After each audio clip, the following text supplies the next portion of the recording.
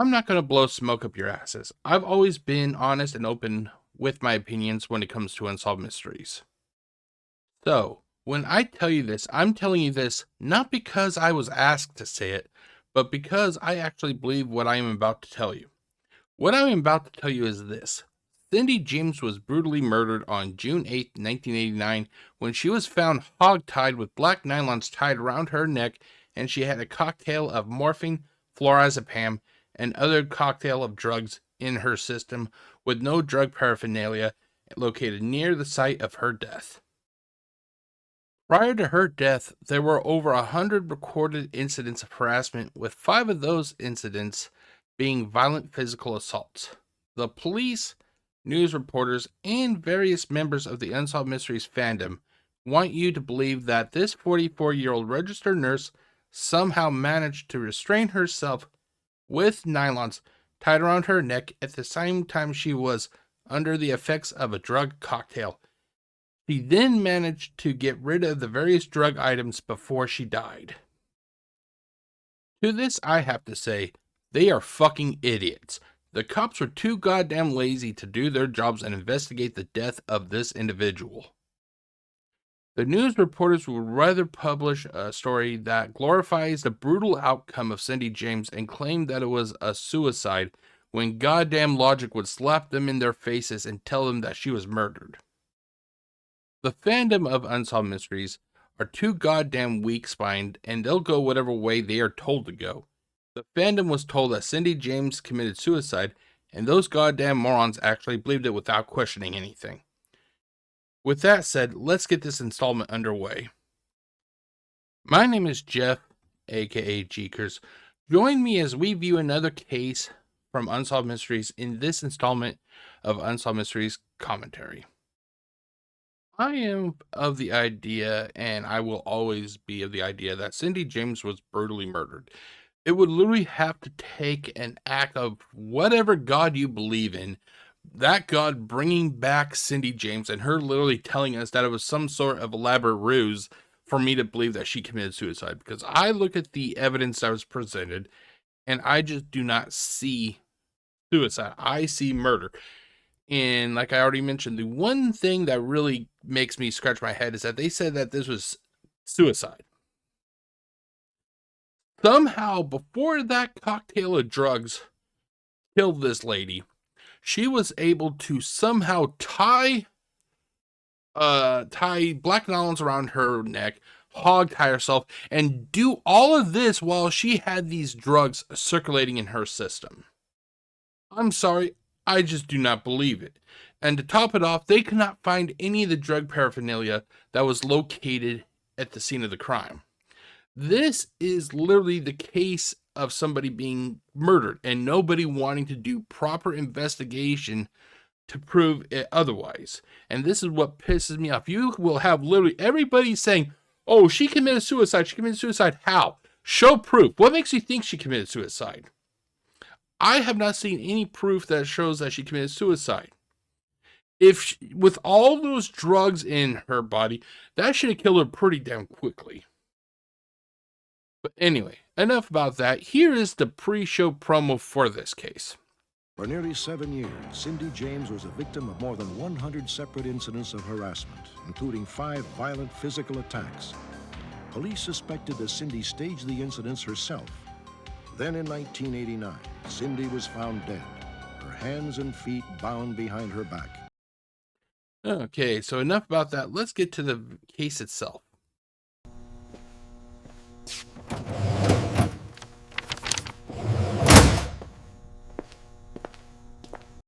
All right, so let's pull up the video. There we go. 3, 2, 1.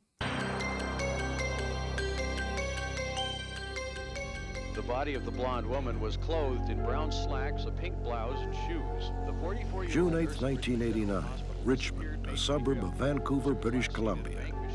The evening news carries a report that has become all too common. The discovery of a dead body, in this case, lying in the yard of an abandoned house. The hands were behind her back. Okay, so here, let me do this real quick. And then let's turn off the filter. Hold on one second. Boom. There you go. So these are the video. I'm not sure if this is a reenactment or if this is the actual crime scene photo.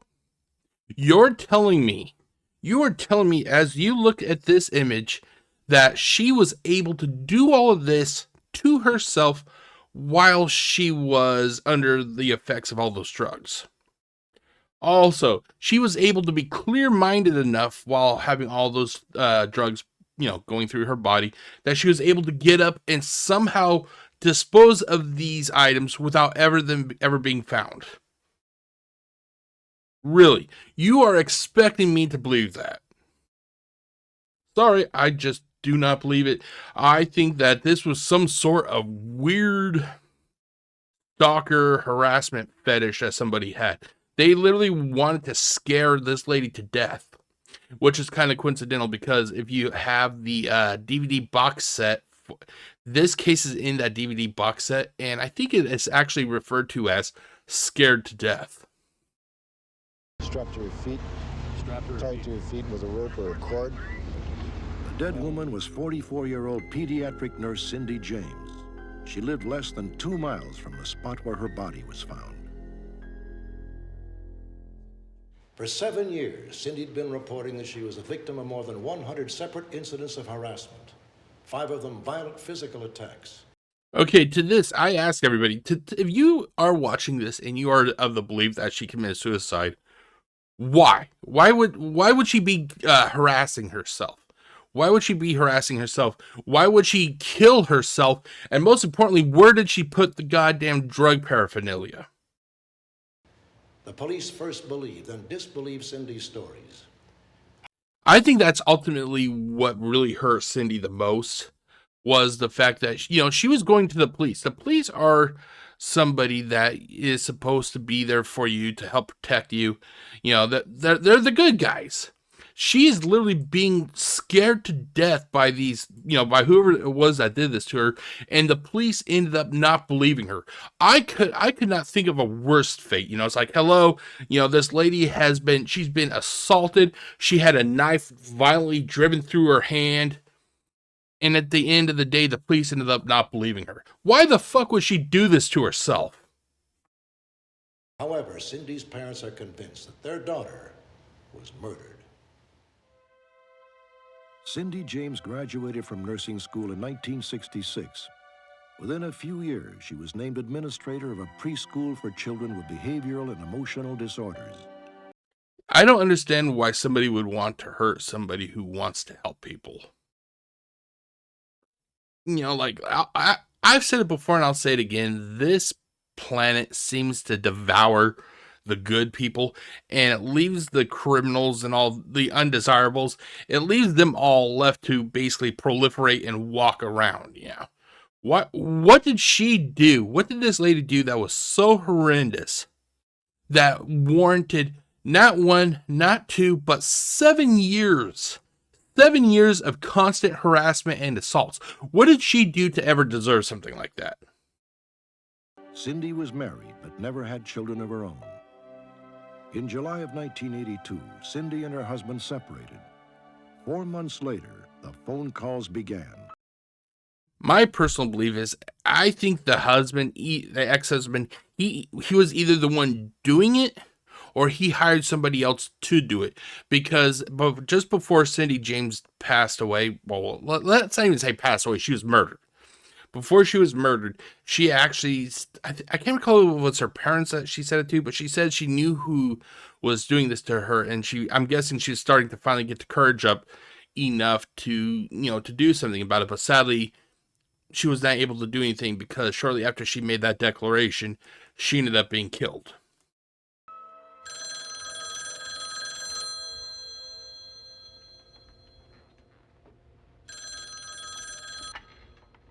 Hello? Who is this? She said it was just a voice. Sometimes it would change the sound. If this was in the, like say the 2019, let's say even go back to the mid 1990s to now, this shit would not be allowed to go on because number one, in the 90s they had caller ID, and especially now in the 2000s, 2026, as I'm recording this, we have all sorts of ways to determine who is calling us. We also have social media. Shit like this would have blown up if it was on social media at the time. Sometimes it was just whispering, sometimes it was just nothing, just silence. As far as we know, she did not recognize the voice. Of course, I think we should add a qualifier there that she was very, very reluctant to talk about this, right? Which makes me think that if she was reluctant to talk about it, she knew who was doing this to her. Which makes me think that who would do something like this to her unless it was somebody that knew her intimately, that knew her day-to-day activities, which makes me think that it was her husband.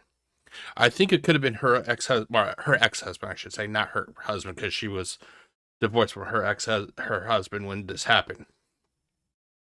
But it makes me think that he did it. Maybe he was doing this to her. Maybe because I don't know what the divorce settlement was like. Maybe he figured if he could get rid of her, he would not have to deal with, paying out like alimony and all that. To the end, and our feeling was that she was withholding something extremely vital. Cindy reported the threatening calls to Vancouver police, who began an investigation. Over the next 3 months, she said that the harassment escalated. At night, she heard prowlers. Her porch lights were smashed. Her phone lines severed. And this is going to be something I'm going to kind of repeat over and over during this video, because like I already said in the intro to this video, I feel the people who think that this was suicide, that they're fucking stupid. They are fucking stupid. With that said, this question once again goes out to the critics. Why would she do this to herself? Why would she bust up her house if this was all, fake, if she was going to commit suicide? Why would she do this to herself? Bizarre cut and paste notes began to appear on her doorstep. And she told me many times that he wanted to scare her to death. She said, he doesn't want to kill me, he wants to scare me to death. On January 27, 1983, Agnes Woodcock dropped by Cindy's house for a visit.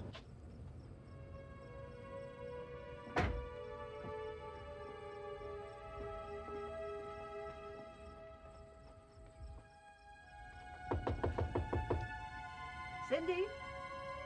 I went up and knocked on the door. There was no one. Okay, now this is another thing. Back then, we didn't have cell phones, especially in the early 80s. People did not have cell phones. The only ones that really did have cell phones, let me rephrase that. Only the most wealthy of people had cell phones back then, because it was literally only something that, was a new technology and all that. I'm pretty sure that this was a surprise visit, that maybe Agnes was just in the neighborhood at the time. How would Cindy know that she was coming over at exactly that moment? At that moment in time, she knew that her friend was going to be there. How would she know that have all the time to do all this to herself? I just don't buy it. I just don't. Answer. I assumed she was having her bath. She did every night. And I thought I heard something. I wasn't sure what it was.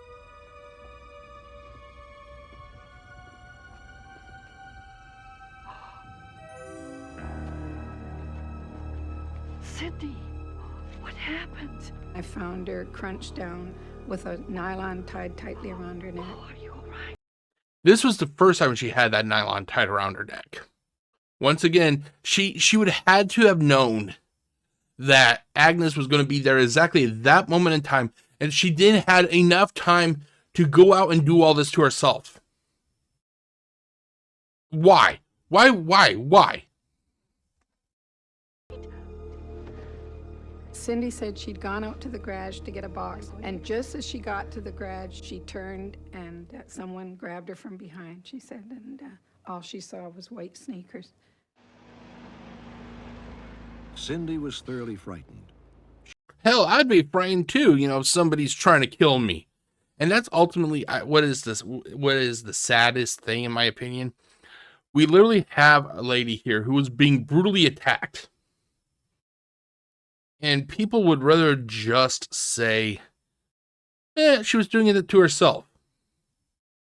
I think that is like the worst feeling anybody could have, is that they are literally having these things happen to them, and nobody would come to her defense. That's actually what is the fucking worst thing of all, yeah. Because I'm pretty sure that the same assholes who are literally, claiming that this was a suicide, if this shit was happening to them, they would be at the top of the whatever fucking church that they worship at, screaming to the heavens for somebody to believe them. But because for some reason this was Cindy James, they're all just going to say suicide. Are you fucking kidding me? It's always fucking hilarious that people will be willing to say, "Oh, it's suicide," or they'll figure, try to use the easiest excuse. But if it was to happen to them, they would want you to fucking believe them. She moved to a new house. Later, she painted her car and eventually changed her last name. The police continued their investigation and questioned Cindy several times. She wouldn't tell them the entire. Okay, do you know how much it costs to move, to change your name, to pay? It isn't a fucking like 2 or 3 cents. No, this costs a lot of money. Why would she do this to herself? Why would she put herself into possible debt? Why would she do that? Story. She would be evasive. She would withhold information. Well, of course she was evasive and she withheld information. She was being fucking attacked.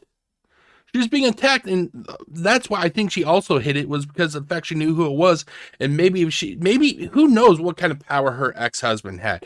If it was her ex-husband that did this, who knows what kind of power he had. Maybe he had the kind of power that could literally make people disappear. And she simply would not act as a normal victim would act. And How does a normal victim act?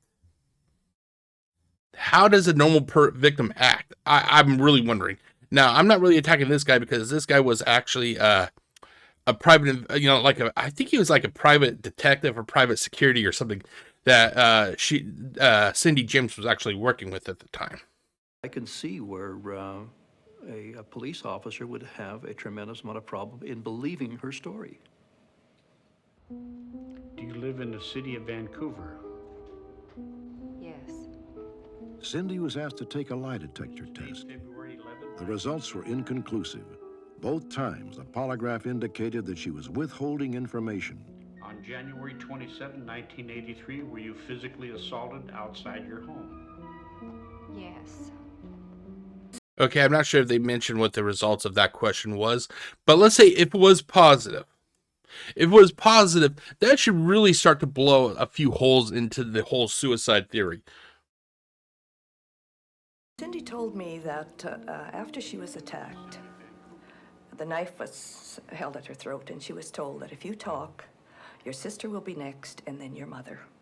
So just keep quiet. So, like I said, this goes back to what I originally said. This sounds like the person, whoever was doing this to her, knew about her family and everything, which makes me think that this was somebody close to her. It had to either been an extremely close friend or her ex-husband. And the fact that ex-husband doesn't even appear in this video at all. He doesn't appear. You would think that somebody that he once loved, who was brutally murdered, he would at least want to come on camera. They divorced, but you would think that he would at least want to say something positive about the time that they were together. He couldn't even be fucking bothered to come on to the show. And I'm supposed to believe that she just committed suicide? Don't tell anything.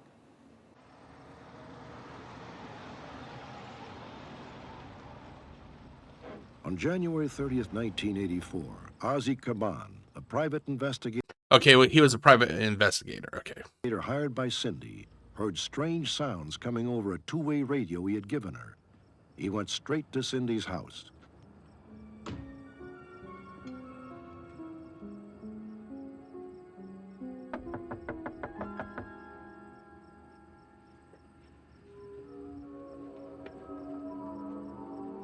I went around the house, and the house was locked. I was able to look into the house through a window, and I found Cindy lying there. 101 to base. Get me the police. Cindy. Okay, now here, let me turn off my camera once again. Wait here. Let me also turn off the transparency. Okay, as you can see here in this image, now this is just a reenactment, but you got to remember, the reenactments are based off of testimony that is given to the producers by the people. So this portion, the testimony was given to them by Ozzy Kebab, the private investigator. He found her unconscious and laying on the floor of her living room with a knife stabbed through her hand and into the floor. She was unconscious, as you can see. The question is, why would he, lie about something like this? Why would he lie about this? This is his job.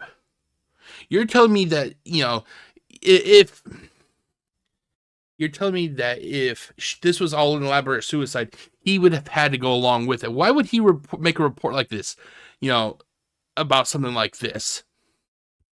This is his, like I said, this is his job. If he's lying and he got caught lying, it would flush his career down the toilet. And like I said before, people will say that this was suicide. It's not a suicide. Why? Give me one good reason why she would do this to herself. Cindy, can you hear me? I took a look at her, and I thought she was dead. There was a note that was pinned with a paring knife through her hand.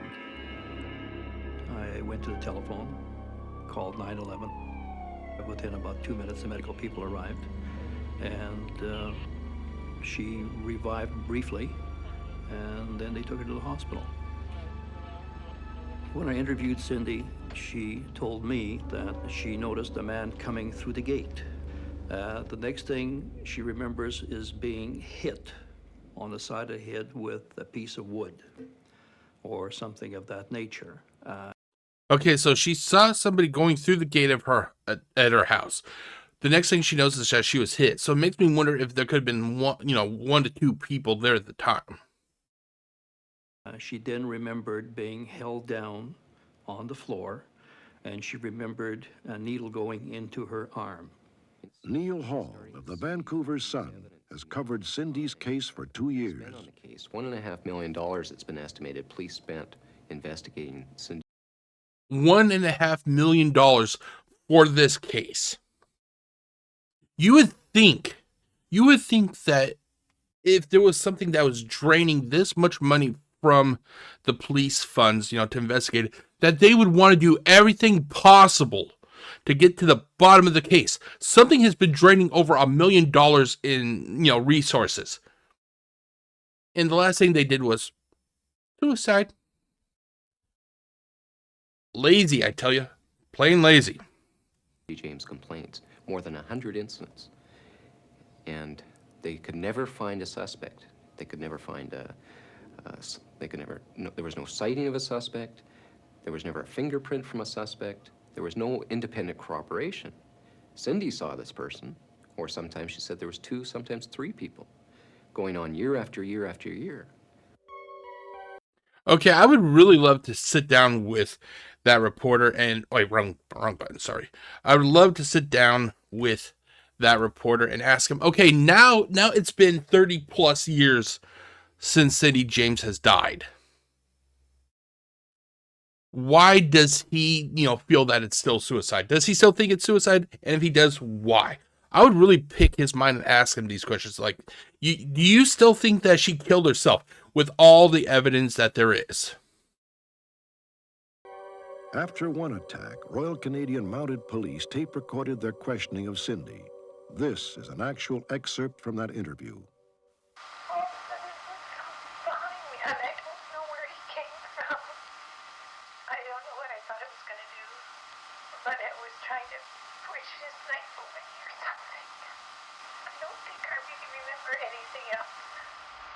There were times I would talk with her and I would say, Cindy, please tell me what's going on.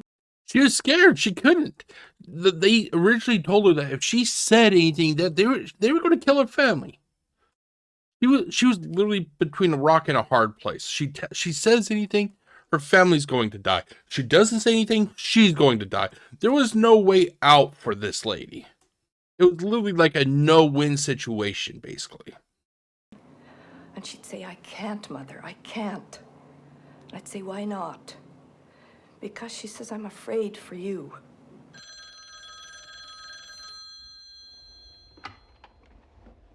Hello? The threatening phone calls continued, but were too short to trace. Why are you doing this to me?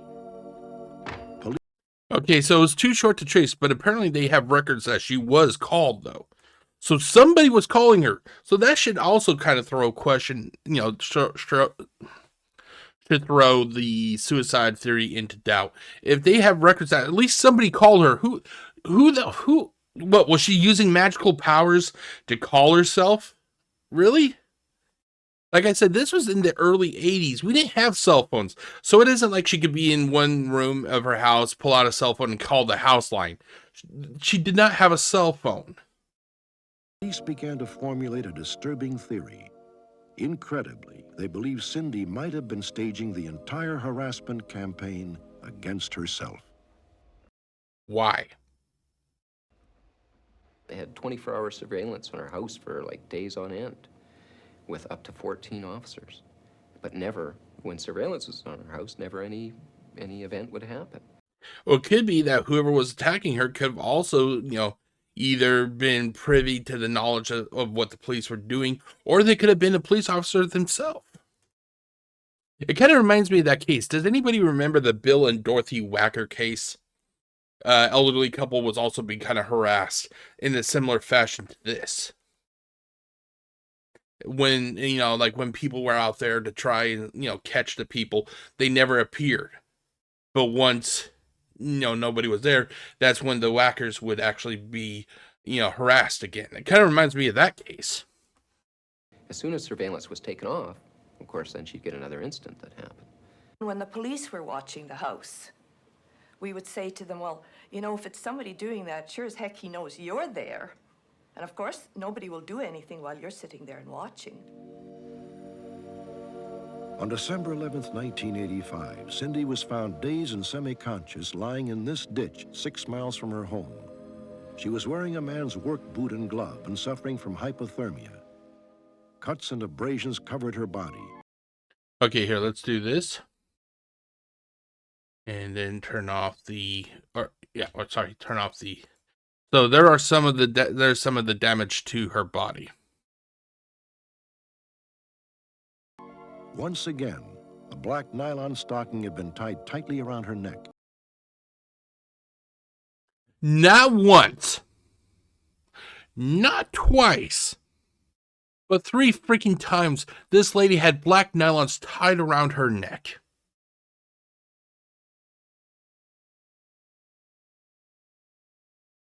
Why?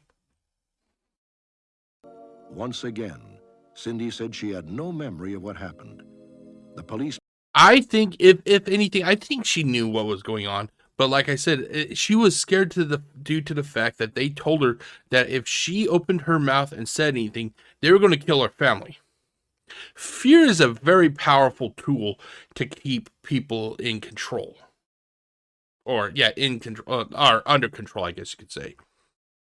Dictators use fear. Fear is a fucking powerful tool. Dictators that know what they're doing can use fear to keep entire groups of people, keep them under control and everything. Became more and more convinced that Cindy was somehow attacking herself. No. The police did not investigate the possibility of homicide, of somebody murdering her, but zeroed in on trying to prove that she committed suicide. And I'm very angry with the ineptitude, the bungling by those who are responsible to protect our citizens and to do something about, first of all, preventing a death like this, and secondly, when it does occur, not investigating it properly.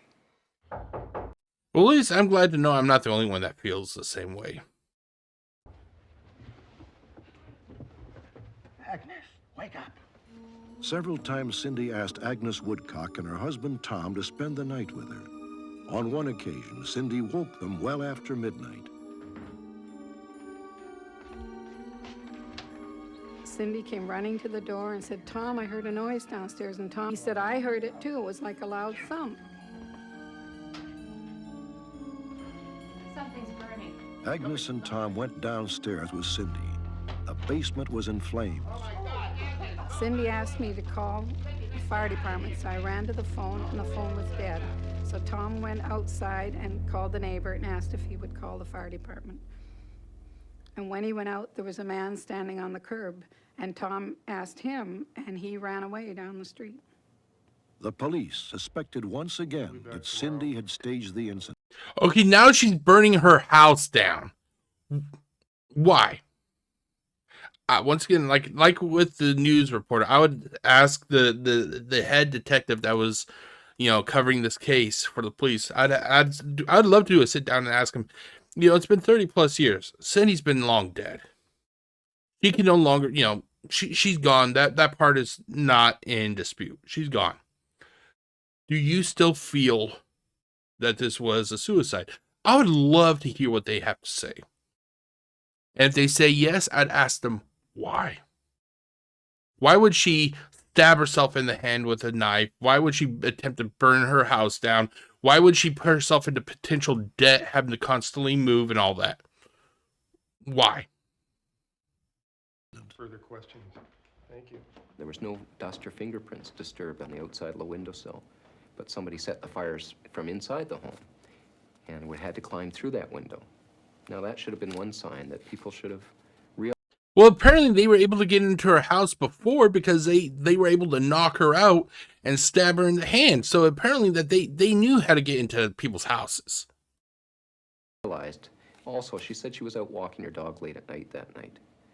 Now, if somebody was attacked, why would they go out alone walking their dog 3? What's she going to do? Have the dog shit and piss all over the house? Really? 3 o'clock in the morning. Does that make sense? Does it make sense for her to let the dog stay in the house and shit and piss? This is why I said that you can't trust the news, number one.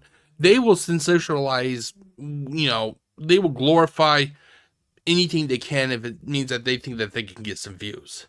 I don't think the news has been legitimate and honest for over 3 decades now. Finally, Cindy's doctor committed her to a local psychiatric ward. He fully believed Cindy's accounts of harassment, but feared she was becoming suicidal. I think one of the things that she found most difficult was that people didn't believe her. She was always doubted. She knew she was doubted, and that was what slowly drove her crazy, the fact that she wasn't believed. And that's kind of what I mentioned earlier. Like, can you imagine what it's like to be somebody who's been just constantly attacked, and yet nobody is there. Nobody's there to give her a sympathetic shoulder to lean on. Literally, it's like the fucking opposite, with the exception of Agnes, her husband, and her parents, Ozzy Kebab, and this, her doctor. Nobody was really believing her. It's like, I'm being attacked. Can somebody please help me? Man, fuck it, shit now. When, like I said before, and I'll say it again, if it was these same assholes that this was happening to, they would be screaming. They would be screaming for people to believe them.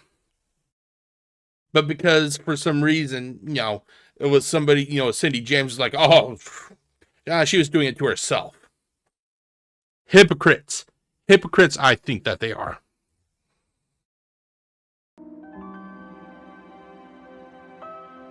Ten weeks later, Cindy left the hospital. She finally admitted to her family and friends that she had been withholding information. Which makes me think, like I said, I think this goes back to the ex-husband. That she was finally starting to get the courage up enough, and that's when, if it was her ex-husband, that's when he finally realized, oh shit, she's no longer going to play the game. Time to get rid of her. She told me for the first time she was convinced who the perpetrator was. And in her own words, if the police can't solve this, I'll solve it for them. She said, when it's all over, I'll explain everything to you, but I can't tell you now. On May 25, 1989, 6 years and 7 months after the first threatening phone call, Cindy James disappeared. That same day, her car was found in a neighborhood parking lot. Inside were groceries and a wrapped gift. There was blood on the driver's side door, and items from Cindy's wallet were under the car. Okay, what did she do? What did she do? Did she decide, oh, you know what? I'm going to kill myself today. I'm going to slip my hand and just cover my car in blood. Is that seriously where we're going with this? Is this seriously where we're fucking going with this? 2 weeks later, Cindy's body was found at the abandoned house. Cindy James's death had all the earmarks of a sadistic murder. Her hands and feet were bound together behind her back. A black nylon stocking was tied tightly around her. Tied tightly around her neck. She was, not only did she have the cocktail of drugs, the lady was literally suffocated or strangled to death. You're telling me that somebody who was fucking being strangled and shot up of drugs, that they had the mental strength and the endurance to hogtie themselves and get rid of the drug paraphernalia. If you're literally saying, yeah, she did that. She tightly tied around her neck. She got rid of the items and hogtied herself. You're a fucking idiot. You're a fucking idiot. I will go to this goddamn grave saying that the people who said that this was suicide, I will go to the grave fucking saying that they are fucking idiots. My tombstone will say, Jeff, aka GCurse, believes the people who thought Cindy James committed suicide were fucking idiots, because they are. They're fucking idiots. They don't want to acknowledge the reality that this woman was fucking murdered.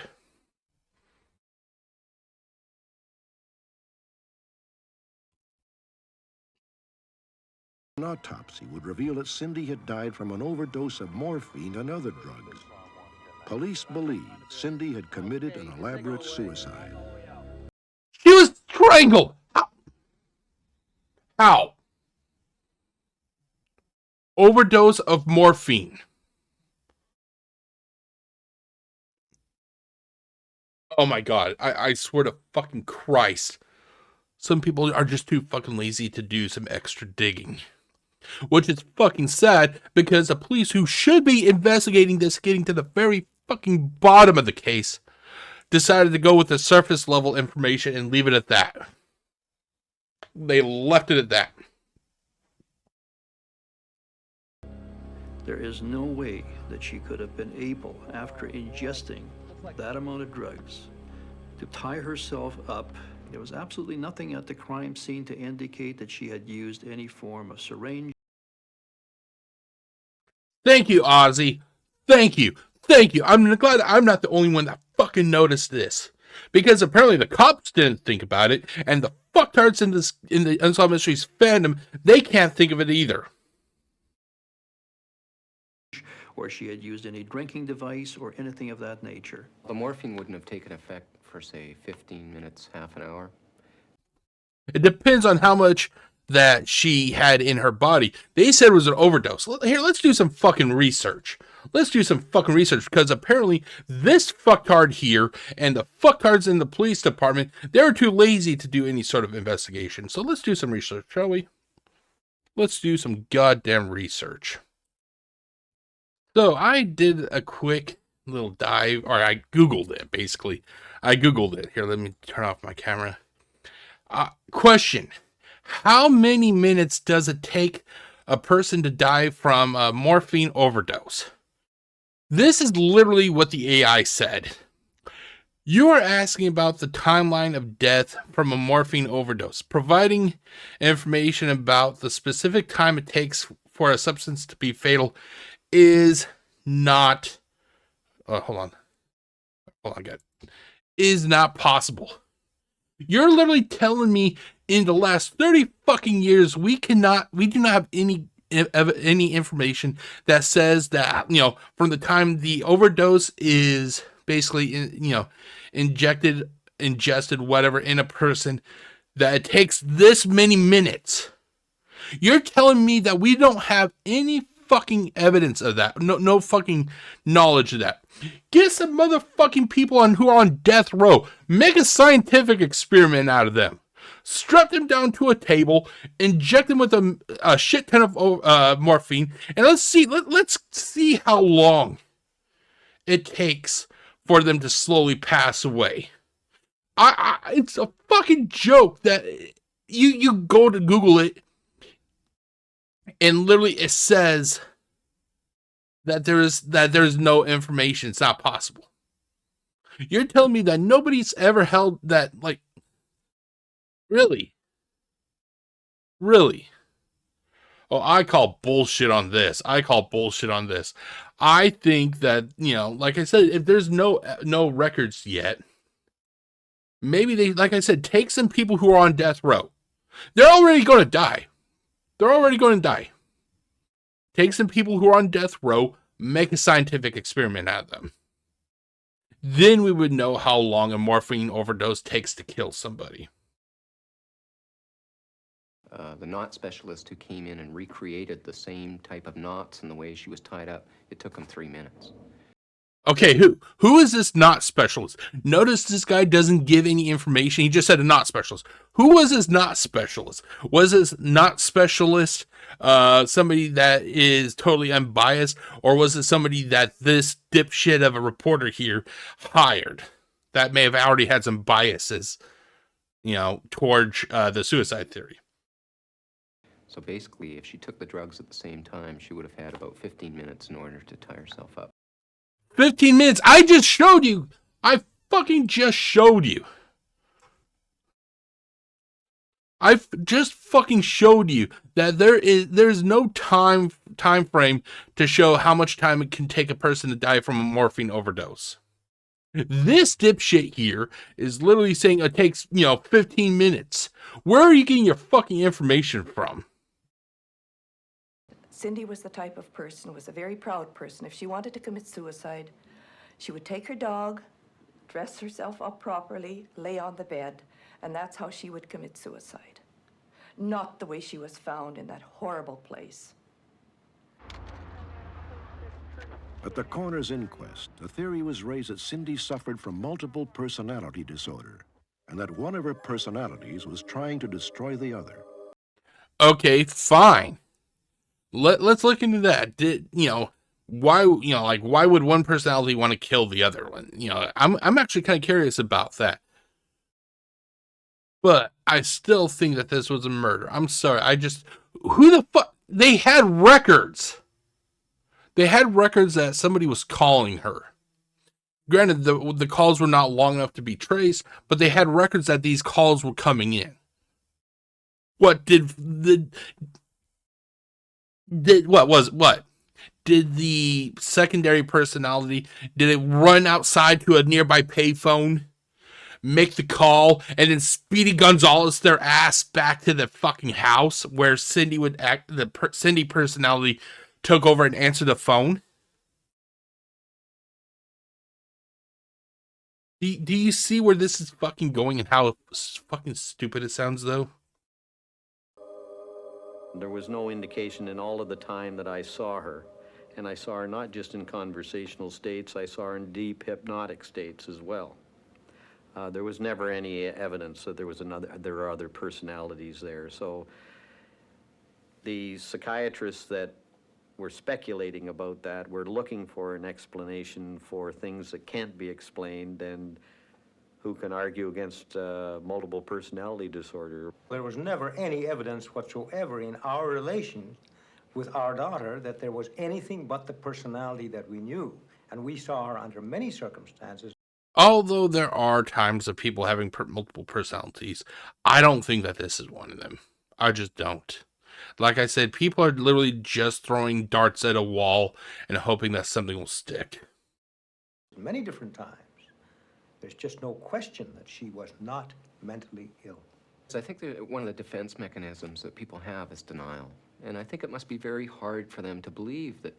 Motherfucker, don't you fucking be patronizing these people. These people lost their family member. They lost their daughter. You know, they lost their friend. And here this dipshit is trying to just, well, they're in denial. No, it's not fucking denial. The lady was killed. And like I said, if this dipshit here, this motherfucker you see next to me, if this dipshit here was having shit happening to him, he would be on Unsolved Mysteries right now saying, guys, this is happening to me. Please believe me. Please believe me. But because it's somebody that's not him, yeah, he will go whatever the fucking way the news tells him to go. News tells him it's suicide. Not because he actually believes it, because he's a fucking cuck, and he'll go whatever way he's told to go. You know, they were drawn into this whole thing year after year after year, and then it was all delusional. And you can feel sympathy for the family and friends and colleagues who are all close to her and trying to help her and protect her. Oh, this motherfucker.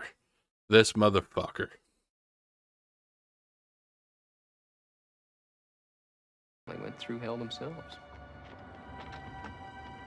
If we could only find out what really happened, I think it would be easier on us. Right now, we just wonder, what happened? I can see her in front of me. I hear her laughter, the fun we had. I still find it hard to believe she's not there. Is it possible that Cindy James had descended so far into mental illness that she could inflict terrible pain on herself, up to and including the point of death? Cindy's friends and family are convinced it is not possible. They believe there is someone in Vancouver, Canada, who is getting away with murder. Okay, we have an update. Let's see what it says. And let me do this. After a lengthy inquest, after the lengthy inquest, the coroner ruled that Cindy James died of an unknown event.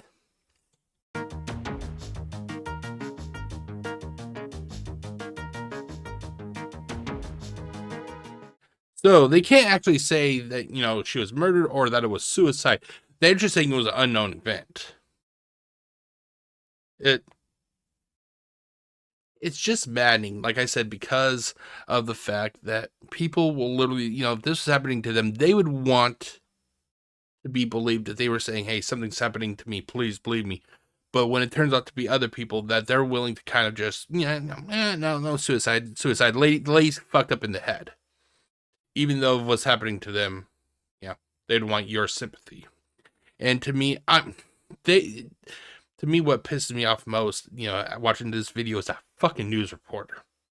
He literally just kind of, he was so blasé about it. Oh, she committed suicide, and all these people, they're now victims, and they have a right to feel sad because they were basically jerked around, basically. He did absolutely no fucking investigation, which is kind of fucking hilarious because the news wants us to believe that they investigate, that they try to get to the heart of stuff. No, they don't. They will literally go wherever they're told to go. And that's why I don't fucking trust the news at all. But enough about that. Let's get to the case wiki, shall we? Alrighty, if you are new to this series that I like to produce, basically this is where I go to the Unsolved Mysteries wiki and we look up the case that we just watched. So let's go over there, shall we? Let's do this, and we will do this. Okay. So I will put the link to this case in the this wiki in the description of the video so you can see it on your own if you would like. This is the case of Cindy James. It is in British Columbia, the year 1989. It was a murder and 4 more. We have suspicious deaths, harassment, medical-related cases, and unsolved. Cindy James' real name was Cynthia Elizabeth Hack James. Her nickname was Cindy. Location was Richmond, British Columbia, and the date was June the 8th, 1989. You already know the case details, so I'm just going to kind of scroll down. You can, like I said, you can see all this when you click the link, it's all here. Sadly, they don't really have that much following up. Suspects. During the investigation, Roy was a suspect with Pat McBride, a lover. Along with a suspect. Let me restart, guys. Sorry about that. I'm having a little bit of a brain freeze. During the investigation, Roy was a suspect. Now, to those who do not know, if I remember correctly, Roy was her ex-husband. Let's see here. Let's do Roy. Her husband, Roy Makepeace, separated. Okay. So Roy Makepeace, that's who they were referring to when it comes to this. Okay, hold on. Roy was a suspect along with Pat McBride, a lover of Cindy's, who was a policeman. Now, this is kind of interesting because, like I said, a policeman would most likely know when the police were investigating and stuff. The man seen at the curb burning away during the fire is also a suspect. Extra notes. This case first aired on the February 13th, 1991 episode of Unsolved Mysteries. It was also profiled on A Current Affair and various other media publications. Results. Unsolved. Sadly, Otto and Tilly have since passed away, which is ultimately sad because, her parents deserve to know what truly happened to their child. Even though I've made it known that I personally feel that she was murdered, ultimately it's up to you, the viewer, to make that ultimate decision yourself. Let's go. Hold on. Oh, there it goes. Let's go to the Cindy James Find a Grave, shall we? So, she was born June 12th, 1944 in Oliver, British Columbia. Let's just say that. Day of death was May 26, 1989. She was 44 years old. Location was Richmond, I keep saying the whole thing. It's in Richmond, British Columbia, Canada. He was actually buried at the Valley View Memorial Gardens in Surrey, British Columbia. Jesus Christ. To those who are not aware, here, let me actually do this really quick. There was a case that I covered. Blair Adams. Unsolved. Well, actually, I think I still have it on my favorites here. Unexplained Death. Blair Adams. He was actually from... Let's see here. Let's scroll down.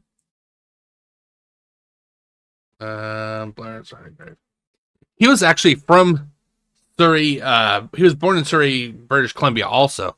So it's a weird... I'm not saying that, it's not related. I'm just, the case are related. I'm not saying that at all. It's just that, where sadly Cindy was buried, it's actually where Blair Adams was actually born, in Surrey, British Columbia. That's that's a weird little, trivia thing I thought I'd throw out. Hold on. Come on. Really? There it goes. There it goes. Okay, so let's look at her, memorial. Her parents were Otto Henry Hack. He, date of birth was 1920 to 2010. And her mother was Matilda Tilly Monkhack, 1922 to 2012. And then the person who I think was responsible for the murder, her former husband, Roy Makepeace, 1926 to 2013, and they were married in 1966. We have some photos of Cindy James. All of these are most likely from Unsolved Mysteries. Here is her final resting place.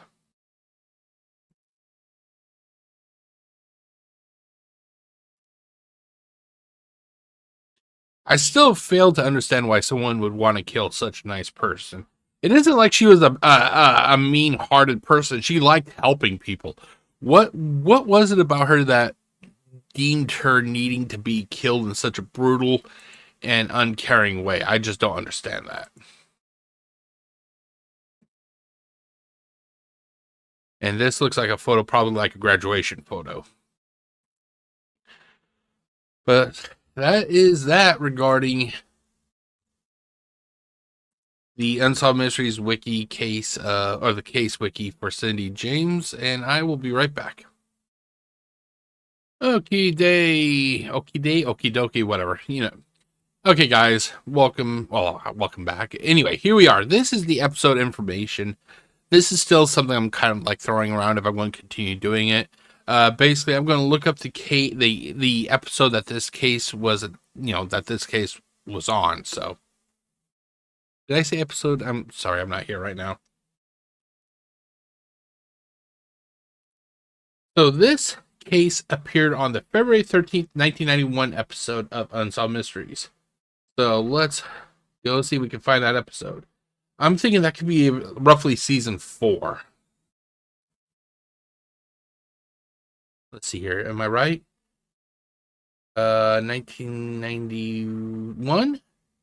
And I think they said it was like February 14th.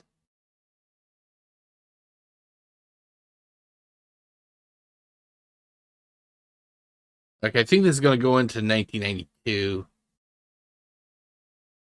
Yep, so we got to go one back. So let's do a quick season 3. All right, hold on. You don't even have it. Sorry, you don't even have it. You can't even see. I'm so sorry, guys. There you go. There you go. My bad. I am so sorry. Now, I think they said it was February 13th or something like that. Over 9. Let's see here. Let's do some major scrolling. May. Go back up. April. February 13th. Okay, so if you are curious, this is actually part of season 3, episode 79. Now, the fuck? I'm not even doing that. What the fuck? Okay, my computer's haunted. My computer's haunted, ladies and gentlemen. It's the Tallman. It's the Tallman ghost. The Tallman ghost is haunting my computer right now. Anyway. I'm just playing with you. Even though it says episode 79, I don't think that there was 79 episodes in season 3 of Unsolved Mysteries. I've seen this before where like it has a large number. I think it's just like overall this was the 79th episode of Unsolved Mysteries.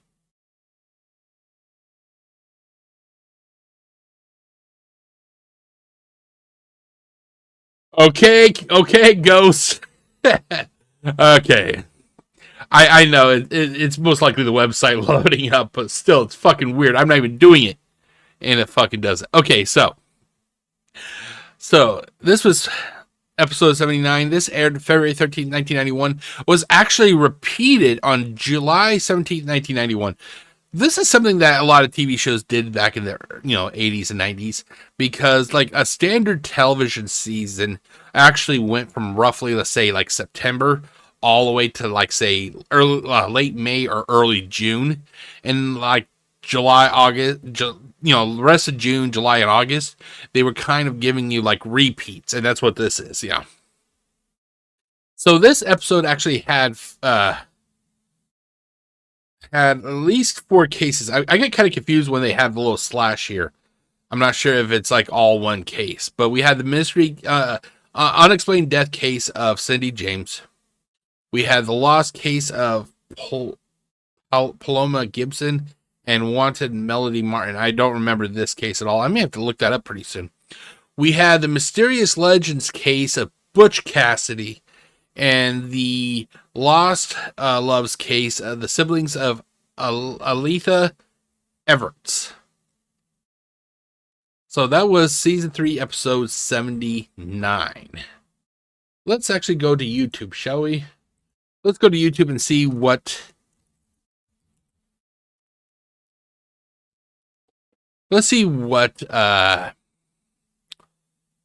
cases this had. Where the hell? Oh, there it is. Okay. Hold on. Come on, there it goes.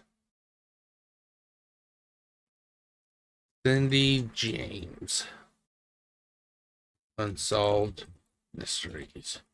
Because sometimes these cases are not on, like, say Unsolved Mysteries. It looks like it's part of season 3, episode 18, possibly.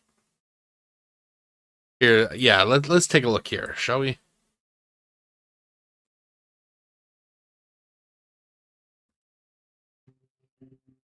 Okay, I'm going to mute it just for copyright issues.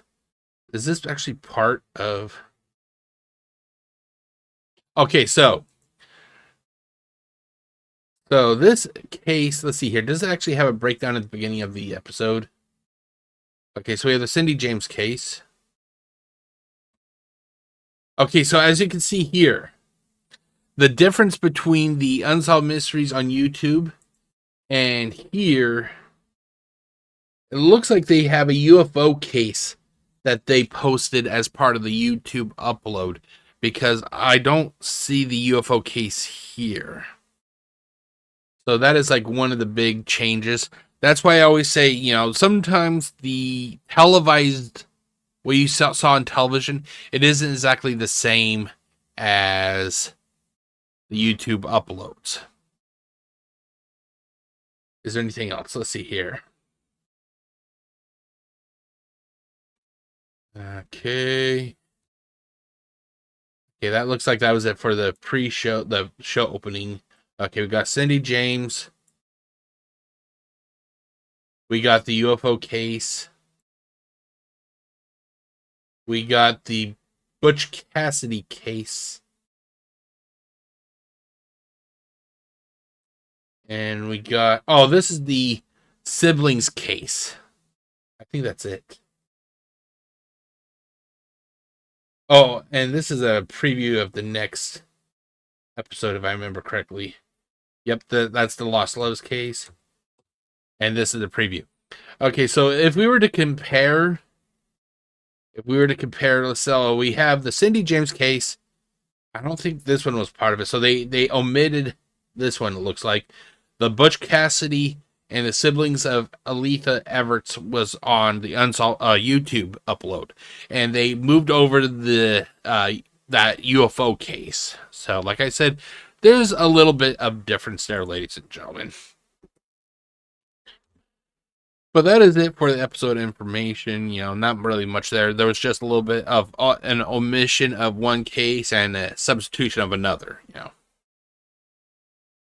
Alrighty, ladies and gentlemen, we are at the end of another installment of Unsolved Mysteries commentary. This episode really upset me, and it still upsets me, you know.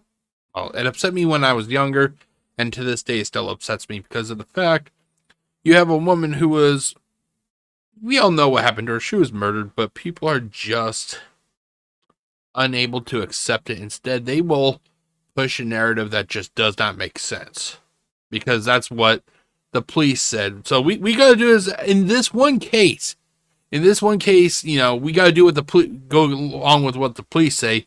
But when it's something else, we got to rally against the police, you know. But it's upsetting that this late. At the end of this day, this lady lost her life.